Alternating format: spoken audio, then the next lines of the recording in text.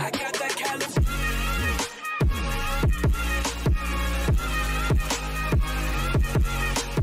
What's up, Oshean? You got Matt here, coach of your Montreal Milotics, bringing you our Week 7 battle for the BBL. Today we're facing off against the commissioner of the league and one of my closest friends and our recent collaboration partner, Aaron2420. Aaron is, he's pretty good. He is, I believe, 5-1 right now. He's got a really good team revolving around his Xerneas, his Dawnwings Necrozma, like Tyranitar, Mega Camerupt. Like, he's got a couple pretty crazy threats on his team, and I'm gonna be real with you guys. I don't like my matchup here. I think we could definitely beat his team, but we have to basically have things go right, and I'll basically tell you what I told him after the game ended, and I'll say that in a bit, but before we do, we'll get into his team and why I think I don't have that great of a matchup. So, to start off, he has a team of Xerneas, Dawnwings Necrozma, Suicune, Skarmory, Mega Camerupt, Como with Z-moves, Tyranitar, Kartana with Z-moves, Shelmet, Luxray with Z-moves, and Wigglytuff. Now, right off the bat, I can tell you I did not prep for the Luxray or the Wigglytuff. I did not feel they were threats to my team at all. Shelmet, if it came, I thought it was going to be just there to set up spikes, toxic spikes, recover, baton pass, just be annoying. And I've used Shelmet before. Aaron knows that. Aaron's used Shelmet before. I know that. And we both kind of know that he knows how to use it. So I don't think he's going to be really bringing that thing. But, spoiler, he did. But the rest of his team, the Xerneas is scary because I don't have a fairy resist on my team. And yeah, I should probably get into my team before I do that, so I'll do that right now. My team is Dialga, Protean Greninja with Z-moves, which is second in the league in kills and second in MVP voting, so hopefully we can keep that going and pass CJ's Arceus Dark. We also have Mew, Infernape, Tangrowth, Slurpuff, Volbeat with Z-moves, Donphan with Z-moves, the new addition, Jinx, another new addition, Pikachu for 1 point, and then Mega Aerodactyl. So, again, like I said, Xerneas, I have no fairy resist. Very scary. It's also got ridiculous special attack, and I can't run like specially defensive Mew because he could have Mega Horn. So I need to be very careful with that. A lot of really crazy stuff with the Xerneas. He can run Geomancy, which is nice, but still, it's very scary. Its speed is just really good. It's his second fastest mon behind the Kartana, so he has a very slow team, but it's still very scary nonetheless. But knowing him, I think he's probably just going to bring either a Scarf set, or he's going to bring a Sub-Calm Line set, potentially. So that's what I'm thinking here. Next up, though, his Dawnwings Necrozma, very scary. My Ghost answers on my team are my Greninja, and that's it. So he can just click Moongeist Beam and he can just win the game there. Obviously, he needs to be like set up to be able to OHKO my Greninja. So yeah, and he could be Culver Berry. If he has max HP, he'll have basically his multi-scale intact. I know it's not multi-scale, but it's like that ability. So I'm very scared of that. Next up though, Suicune, again, huge threat to him. Suicune is like pretty high up on kill list. I think it's like top 10. Very scary. I know how he uses Suicune. I want to run Thunder on my Dialga, but I know he used to call his Suicune Thunder Miss because he missed tons of Thunders with his Palkia on a Suicune, so I didn't want to have history repeat itself. Skarmory is kind of scary. It's not that scary, but it's forced me to run a couple moves on my Infernape that I didn't really want it to run, so I just have to kind of have that.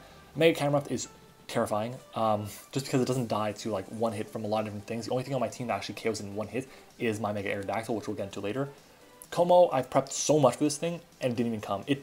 This changed how I would have prepped. Like, if I wasn't so sure that this was coming, then I probably would have changed a few different moves on my Pokemon, which is crazy. But anyways, it didn't come. It is what it is. The game is different. After that, we have the Tyranitar. This thing is a bit easier to deal with, but Sand is annoying for my team, just to chip down things, get rid of potential Focus Sashes. I like to run Focus Sash Infernape, so it's a bit of a pain. It also means I have to run fighting coverage on my Greninja or my Infernape, even though I really don't want to. And then finally, the Kartana with Z-moves is terrifying. A Scarf Kartana is the only thing that's stopping Greninja from going in. Obviously, if he's not Scarfed. Like, if he has no Scarfers, if he doesn't bring a single Scarfer, Greninja just wins the game, pretty much. It's just that good against his team. But because the reality of Scarf Kartana and Scarf Xerneas are there, it changes so many things. And we actually only live a hit from Xerneas, a Moonblast from Xerneas, if we actually go for the Gunk Shot. Only way. So I'm going to get into the team right here. So to start off, we have our Dialga. This is the first one I want to bring here. I felt like it was very good against this team because I can run a sub Flash Cannon, Dragon Pulse, and T-Bolt set. Originally, I had made this set with Taunt instead of T-Bolt, but then I realized Dialga doesn't get Taunt. If I had Taunt, this game would be so much different. I feel like I would have been able to prepare for things so much better because Taunt was shutting down all the Suicune sets I was scared of. So yeah, but basically our sub is not broken by Suicune Scald or Ice Beam. We have T-Bolt there for Suicune and Skarmory. Dual Stab is for the rest. We always 2KO no speed F Suicune with Thunderbolt, and we have speed there for Como. Next up though, we have our Jinx here. This was very important to bring because it stops Mono Scald Suicune. If he's not Mono Scald, that means he's missing out on tons of moves because he can't have Rest, Sleep Talk, Calm Mind, Toxic, Roar, Sub, and Protect on the same set. He has to obviously decide. And if he has just Scald, then my Dry Skin Jinx will be able to take care of it. We also have speed here for Como. We have Shadow Ball for the Necrozma. We have Dual Stab here, which is pretty nice. And I do have Trick as well on this set, which is pretty cool this week because we are Choice Scarfed. Yeah. We then have our Greninja here, which is Expert Belt. We are running Gunk Shot, Grass Knot, Dark Pulse, and Ice Beam. I'm a Hasty Nature this week. We have speed here for the Kartana. It outspeeds anything on its rocks that is not Scarfed. We had Surf on this set. Did I actually change that? Or yeah, we had Surf on the set for the Camerupt, but I felt after talking with my front office, Nettle, everyone just saying like, yeah, you know what, Camerupt we can kind of deal with a bit better with another Pokemon that we're going to cover later. So I decided to go with Ice Beam instead, which would help with the Como. And then we have Gunk Shot there for the Xerneas, Dark Pulse for the Necrozma, and then Grass Knot for Suicune and T-Tar. That does a ton of damage to them. It does like at least half, which is I think it's a 2KO on both of them guaranteed, unless they're like Rindo Berries, which is amazing. We then have our Tangrowth here. This Tangrowth lives one non-modest, non-boosting Moonblast from Xerneas. The rest is in defense for Kartana and Como. Leechy is there for recovery. Knockoff is for support and to get rid of Dawn Wings' item, just in case he is not the, what is it called? The weakness policy. I'm really scared of a weakness policy set on that thing. We have Grass Knot there because it always breaks +2 no split defs Suicune sub, and we always break a +1 max special defense Suicune substitute. Then we have Hidden Power Fire, which always Okos Kartana, which is very important. Yeah. We then have our Infernape here. Speed here is for Xerneas. We were AV to start, but then I just said, because I don't know what else, I just didn't know what else to put on it. And I was like, you know what, screw it. We're going to put on a Life Orb on it, so shout out to Metal for that suggestion. We have Vacuum Wave here for the Kartana. We have Flamethrower for the Skarmory. We have U-Turn. And then we originally had Earthquake, but I took it off and I put on Grass Knot on this thing as well because I didn't want to get walled by the Suicune. I was really worried about the Suicune, really worried about the Como, and I guess even though I was really worried about the Xerneas and the Dawn Wings, I felt like I guess wasn't worried enough because you're going to see he didn't bring the Como. And then finally we have J. Cole, our Mega Aerodactyl. We have a specially defensive Mega Aerodactyl today. We have speed here for the Kartana. It only requires 60 speed EVs, which is very nice. We are Careful Nature. We have Roost, Iron Head, Aerial Ace, and Aqua Tail. I originally had Defog on the set over Aqua Tail because I felt like I could beat down the Camerupt enough without it.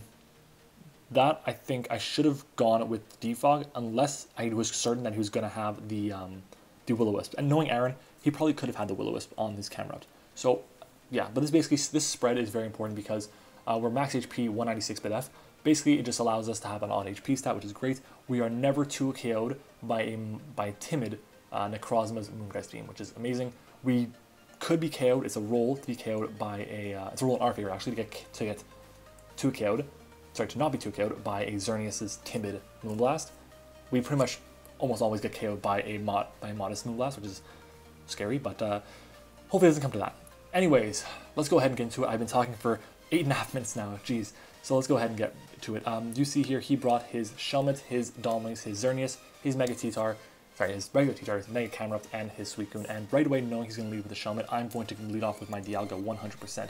So that's exactly what I'm going to do here. I lead off with my Dialga, and my plan is just, I'm going to set up a sub here and just be happy with it because getting up a sub against his team is really important. I can't be statused by things like Will-O-Wisp or T-Wave, and I can just really wear him down to the point where I can 2KO most things on his team. So he leads off with Tinker Shell, and I'm thinking to myself, I'm like, ah, damn it, he's going to be specially defensive, isn't he? And specially defensive Tinker Shell, the Shelmet actually does not drop to 2 Flash Cannons or 2 Dragon Pulses. So my only hope is I to get a crit. And then I realized he actually gets Shell Armor. He probably has that, so I can't crit him.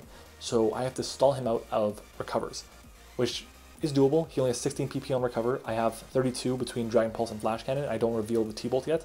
So I'm going to go for the Dragon Pulse here. I'm hoping he is physically defensive on this turn.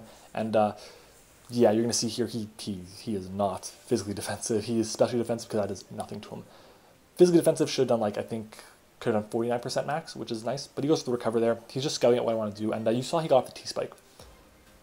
My team has no grounded poison type. I think this is the second time T-Spike has been brought against me. Last time it didn't really hurt me too much. It really didn't because Dialga was just so overwhelmingly powerful in that game. I'm kind of hoping that's how it is going to be again in this game. I go for another Dragon Pulse here, And now I'm realizing myself I should actually just go for Flash Cannon because I could get a Spit F drop. And he goes for a second T-Spike here. I don't know if he has regular spikes or not. I feel like regular spikes for my team this week that I brought, because I didn't bring Mew, is a bit harder for me to deal with. And again, I didn't bring Defog and Aerodactyl. I should have brought Defog and Aerodactyl here. I'm thinking like, damn it, I should have brought Defog and Aerodactyl. I just didn't expect the Shelmet to come. I thought it was going to be Kartana or the Como instead, but whatever.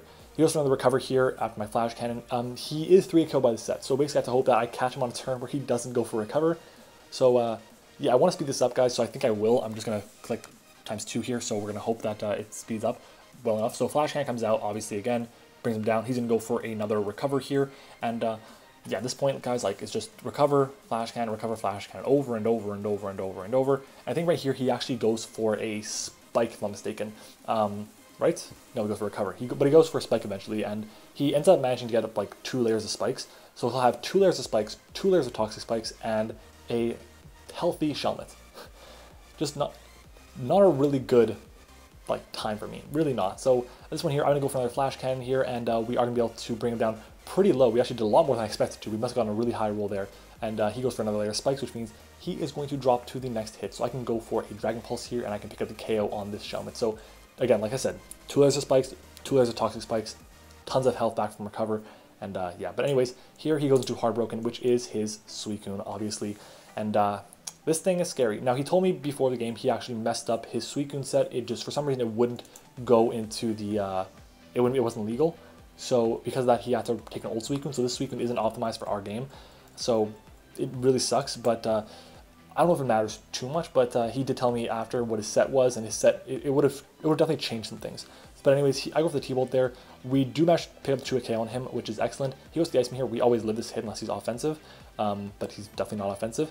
And unfortunately for him, if he was the proper Suicune set, he would have been able to break my sub because 1, he was hidden power fighting, and 2, he was a specially defensive Suicune, so he probably wouldn't have been 2-KO by the Thunderbolt. So we do pick up the KO here, and we stay behind our sub, even though in reality we probably wouldn't have been able to do that, even with well, the Suicune being around. So yeah. He goes into Humphrey here, and Humphrey is definitely going to be his Mega Camera. And this thing I was scared of. I just wanted to get some damage off it, see what its spread was. So I'm going to go for the Dragon Pulse here. I'm going to do a huge chunk of damage to him. If he is just max HP, he should do around half, maybe a bit less than half. I'm hoping it's because it is a roll to 2-KO, but it's not at all in my favor if he's just max HP. So Dragon Pulse comes out here, hoping again to pick up the 2-KO. And you're going to see here, this actually does like nothing. Like, look at that. That is like 40% to him. That's not a roll in my favor here to KO. So, excuse me, just hiccups. So he goes to the Earth Power here, brace my sub, and my answer to this thing is the Mega Aerodactyl. That's my play. He can predict me, go for a fire move, he can go for a Will-O-Wisp, he can do whatever, because I shouldn't be staying in here. I drop to an Earth Power, and he goes into I go into my J. Cole now, my Arrow, and he just goes for an Earth Power. So I'm happy I got the prediction right. He told me after the game he was kind of disappointed that he didn't make that prediction and just actually clicked the substitute here with his camera up. Didn't expect him to have that, but had he had that, had he done that, it would have been really, really tough for me to deal with. But anyways, I go into my Mega Aerodactyl, I click the Mega Evolution button, and I click Aqua Tail. I'm just hoping I land the hit now. And I have a max HP Mega Aerodactyl on my team right now. Everything else is, yeah, no, literally everything is at full on my team, except for, no, everything's at full. Yeah, it just is. So it's great, but we have 2 layers of T-Spikes up, and we have 2 layers of regular Spikes up. So we're not in a great spot overall, because he still has his huge threats, which is his, it's his Xerneas, and it is his Necrozma. Now, like I said, we don't really live a Xerneas's Moonblast if he's modest. We don't live 2 of them. But if he's timid and he's Scarfed, then we can live 2. If he's not timid, so if he's not Scarfed, then we 2-K him with Iron Head. So I'm just going to go for the Iron Head here. This is my special wall anyways. He goes to Moonblast here, and at this point in time, you're going to see the damage that he does to us. He is indeed Scarfed because he outspeed us, and that damage shows me he is 100% modest. It sucks. It just sucks, but there's really nothing I can do. I can't really live any hit, and I don't know why he was modest. And I was checking out from like, I have to sack this thing off. Jinx speed ties with a max speed modest Xerneas. I don't think he's gonna be max speed, but it's not even guaranteed that I'm gonna KO with Ice Beam. So I just can't go into that. So I'm just gonna sack off my Aerodactyl here. I'm gonna lose it, which sucks, but I can go right into my Dialga here, and Dialga can 2-KO everything else on his roster. I mean, okay, to be fair, we can't 2-KO the Necrozma, but we can bring it down to a point where he can't really do anything against us, and we should be able to beat him with multiple Flash Cannons or multiple Dragon Pulses. But in comes my Dialga here. We live this hit. Max he does to us with the Moonblast is 141 points of health. We're at 150. So I can go for the Flash Cannon here. We'll pick up the KO on this thing. Hopefully he stays in, but unfortunately not. He switches out.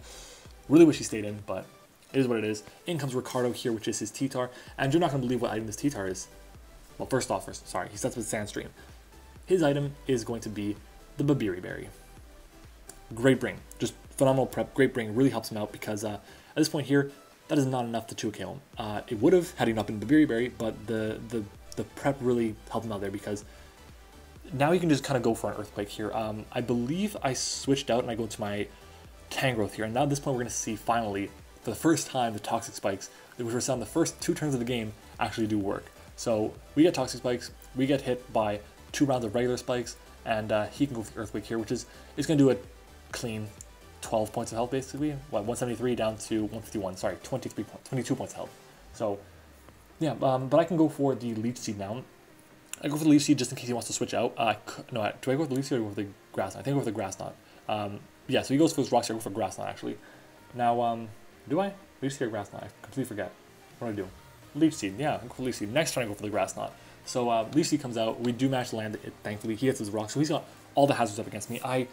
I wish I had Defog on my Aerodactyl and clicked it against the camera. Had I done that, I would have been in so much of a better spot. It's just not a great prep on my part. I should have brought that. Anyways, so I get hurt by attacks. He's obviously going to be able to just go for an attack here. He crunches me, which is good. I am Rocky Helmet this week, so I could kind of chip that thing down, wear it down pretty low. And I have the Grass Knot here, which will be able to pick up the KO on this thing. Grass Knot is such a good move against Aaron's team. I honestly did not know it was that good against the team until I started prepping for it because I think 3 of my mons had Grass Knot, which is crazy. But at this point here, we're going to get hit by Sand, we're going to hit by Toxic, and we're going to be basically in the range where we'll die to any hit next turn. And in comes Necrozma. Now, whether he brought in the Necrozma or he brought in the Xerneas, he basically can just keep those mons in and just win the game right there because I have no way of picking up a win at this point in the game. Yeah, pretty much over because if I go for the knockoff here and he's Weakness Policy and he goes for a Totemize, which is the set I was afraid of, then yeah, I lose. If he goes for Calm Mind here, I go for the knockoff and he's Colbur Berry, I still lose. Basically, I really have no good options to beat this thing down because of the combination of spikes, Toxic Spikes, and just the overall power of this and these Xerneas on against my team. So he's going to be able to go for his Autotomize here. I didn't want to click the knockoff because I was afraid of the Weakness Policy. I didn't want to click Leech Seed because I was afraid of sub. So I go for the Grass on here. I'm like, oh, goddamn, he lost weight. It's not going to do as much. This would have done 40% to him if he had nothing. He didn't know, if he didn't have what's called the Autotomize. But the Autotomize comes out, and he basically only took I believe, what, 10% less. So it's not that big of a deal. But it's okay. I lose my Tangrowth now to the Poison. And at this point here, I make a bit of a misplay that I didn't know until the end of the game, so I'm just going to save it until then. So Cartier comes out now. Cartier lives a Moongeist Beam, and we KO. Actually, we could KO with the Dark Pulse here, with the Dragon Pulse here, I mean. And that's important to know because we could if he has no investment at all. But he goes for Calm Mind here, and knowing Aaron, he's definitely going to be a very bulky Necrozma, probably with a Totemize, Calm Mind. I think he's going to have Roost, and he's going to have Moongeist Beam. I don't think he's going to have any other attack. I don't think he's going to have the Focus Blast here. So I go for the Dragon Pulse here, and this is going to do, what, 30%? So definitely not, definitely not a good sign. Doesn't matter though. At this point here, he can go for the Moongeist Beam, and Moongeist Beam will just obliterate us. This thing is so powerful, and it's 100 base power, ghost move. I have no resist on my team, and he's at +1. Goodbye, Cartier. You did tons of work this game, don't get me wrong. You killed, what, 2 mons? 2 mons or 3 mons? 2 mons. So, yeah. But in comes my Greninja here. And again, misplay, I'm kind of thinking to myself, I live a +1 Moongeist Beam, which is nice. So I can just go for the Dark Pulse here and KO it. Even if he has Colbur Berry, I think he still drops to the Dark Pulse. So he basically has to have Focus Blast or Signal Beam, and that's when he KOs us. And once you know it, he has the Signal Beam. So good on Aaron. Signal Beam comes out and it's going to obliterate our Greninja. And Greninja, for the first time this season, I believe, will not pick up a kill in a game, which is, it sucks. I mean, it took 7 weeks, but finally happened. We go into Calgary here, our Infernape. At this point, I really can't do anything about it. The spikes and the Toxic Spikes hurt, but I don't live in Moongeist Beam either way. So he's going to be able to go for the Moongeist Beam, pick up the KO on us, and we're basically going to be stuck with just our Jinx now. So, I might as well say it now. Our Jinx will outspeed this Necrozma. Our Choice Card Jinx will outspeed a +2 Necrozma. I believe we outsped by 2 points. So, yeah, Jinx comes in, and I have the Shadow Ball, which is 4 times effective on this thing. So, talking to Aaron after the game, I didn't know that I was going to speed him. He had no idea that I was going to speed him as well. So I just go for the Shadow Ball here, and had I known that, had I felt like I would have outsped, going Jinx instead of Dialga was my play after the Tangrowth drop, because he couldn't set up a Calm Mind against me. He'd have to go for the Moongeist Beam, and we would have done tons of damage to him, enough to put him in range of the Dialga's Dragon Pulse. And then we could have basically just hoped that we lived the hit with basically our Greninja or our Dialga or whatever. So, yeah, but anyways, we pick up a 2-0 loss. We got 5-0 swept by the Necrozma, I believe. Or no, 4-0 swept, right? Yeah, 4-0 swept because the Shelmet picked up a loss, picked up a kill against the Tangrowth. It is what it is. I'm a little bit disappointed with the loss, obviously. I would like to win the game, but definitely felt like I did not have as good of a team in terms of prep as Aaron did this week. I really focused a lot on the Como, and he really was able to exploit my team really well with his Necrozma and his Xerneas. I just had no answers to them on my roster at all, and he really made a sound game plan to get around them completely, and my game plan just wasn't good enough. But yeah, either way, I still felt like we did have a really cool team we brought. I thought my Dialga was a ton of fun. Obviously, I would love to have Taunt on this thing, but I couldn't, obviously. Greninja, I really had no way of beating anything. Once he was Scarf Xerneas, which I knew he was going to be Scarf Xerneas, it was pretty much over. I'm going to read you guys a direct text, or direct message that I sent to Aaron. I just got to find it. Where is it? Yeah, so I see it here. But yeah, I knew the game was going to go one of 3 ways. 1, I get swept by Rock Polish Necrozma. 2, get swept by Xerneas. 3, stop you from setting up and somehow win like that. And he's like, yeah, that's basically how it was going to go. Yeah, that's just what it is. It was a ton of fun though. Honestly, like the game was going, I was like, I'm actually going to do this. This is crazy. I'm thinking to myself, like, I'm clicking buttons fast, and like I know what I want to do. This is going along to my plan exactly, having Dialga like go in. But then no, it was basically I was putty in his hands. He got me good. So yeah.